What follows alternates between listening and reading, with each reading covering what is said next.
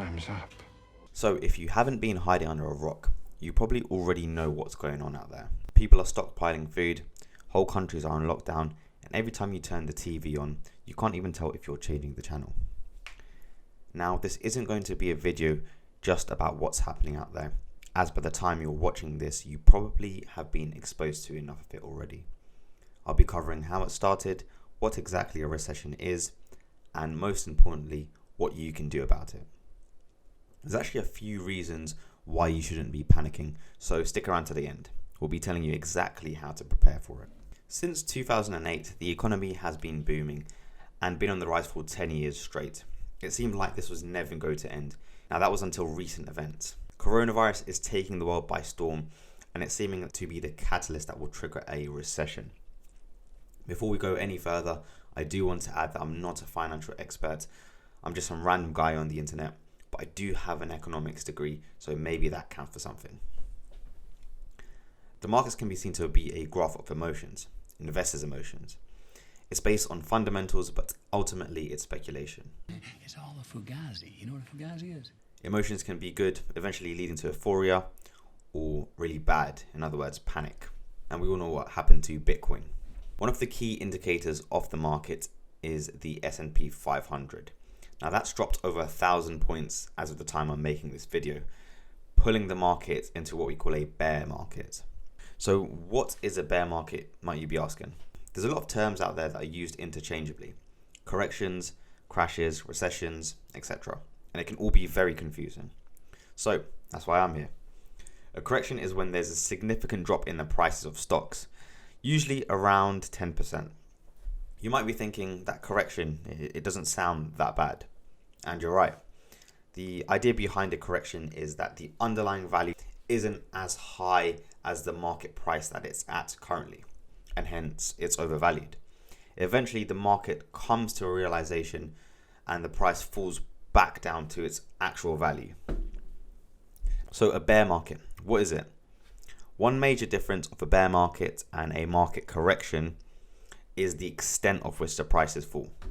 Bear markets occur when the stock prices drop about 20% or more, compared to corrections which see a drop of around 10%. Bear markets tend to last a lot longer, around 2 months or longer. Now it's not been 2 months since the drop from the peak, but prices have fallen 20%. So it's looking like it could be the start of one. Anyway, since 1980 and 2018, there have been around 10 bear markets. So we can see that it's pretty common, occurring every 4 years or so. Now, as we mentioned before, the market is comprised of emotions.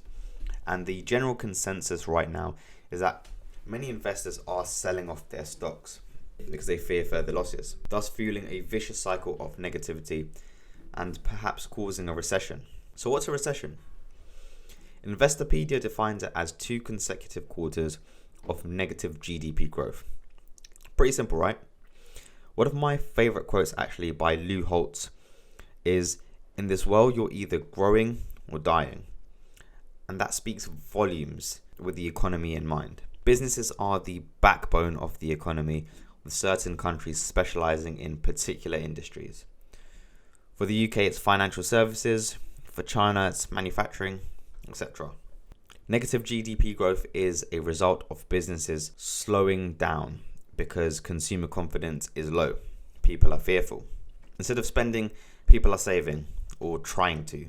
With less money being spent, certain industries see a decline in revenue. The bean counters at the top try to cut their costs in order to equalize their profit and loss. So the first thing they do is they let go of employees. These employees now don't have an income to spend, so other businesses they would have splashed that cash on see a decline in revenue. And so the cycle continues.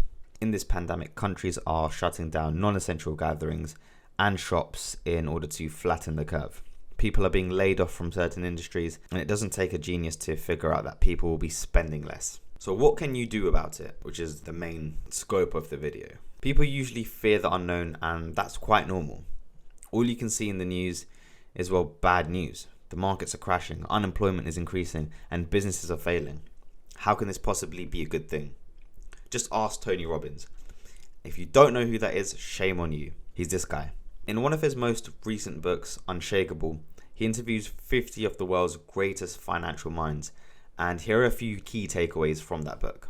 The markets are predictable, believe it or not. Recessions occur typically every 10 years, and it's also part of the business cycle. If you're paying any attention in your economics 101 class, instead of staring at that cute girl at the front like a little creep, then you should know this. The most recent examples of a recession was the 2008 financial crisis, all because of those greedy bankers. Now, it's called a business cycle for a reason. There's periods of growth and periods of decline. It's seasonal, but the seasons only happen every 10 years compared to every 3 months. You don't see farmers suddenly panicking when it's winter and the crops don't grow anymore. Another key element of the business cycle is the general direction upwards. But why? It's common sense, really. If you look back at the human race 100 or 1,000 years ago, civilization has always been advancing.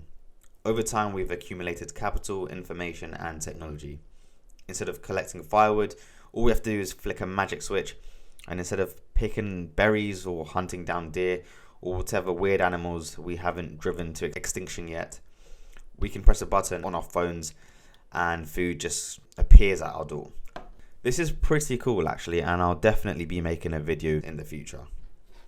But the point remains, humanity as we know it is always on the rise. Okay, so now you know that the market is just going through its rebellious teenage phase. After the hormones settle and everyone calms down, you can expect it to go back up. When this will happen, I don't know. I'm not a fortune teller, and neither are these financial analysts, which leads me on to my second point. You should invest in index funds. Quotes from the billionaire investing legend himself, Warren Buffett: "Be fearful when others are greedy, and greedy when others are fearful." What he's really saying is that when there's a sale in the store, we buy, we hoard, people go nuts. The prices are cheaper, but we don't do the same for stocks. We know that they're going to go up in the future because historically the stock market grows on average at 10% a year. And we know that the prices have just fallen 20 to 30%. It's a sale. Stocks are going for cheap and we should take advantage of it. But what stocks do we buy? Many people think investing is complex and confusing, but it doesn't have to be. In fact, there's a study out there that CFAs who spent years studying, going into debt and taking those ridiculously hard exams, picked a few stocks, and chimpanzees threw a dart at a dartboard in order to pick random stocks, and there was no difference in returns. In fact, most of the cases, these chimpanzees actually performed better. Stock picking can be akin to gambling, as Tony puts it. The world is just too complex and fast changing for anybody to see the future. The S&P 500 is a combination of the largest 500 stocks in the US, including giants such as Amazon, Facebook, and Google. Instead of picking just one of these stocks, you're investing in all of them equally. At some point during a bear market, investors will typically try to capitalize on these low stock prices and reinvest into the market. As trading activity increases and investor confidence begins to grow again, a bear market eventually then transitions into the bull market that we know and love. So make sure you're the one that takes advantage of this. If you want to know more about Tony Robbins and his findings, I've posted a link below to the book Unshakable. If you do like the video, hit the subscribe button. We'll be making more videos like this. And if you have any suggestions, leave them in the comments below. Thanks again for watching, and we'll see you in the next one.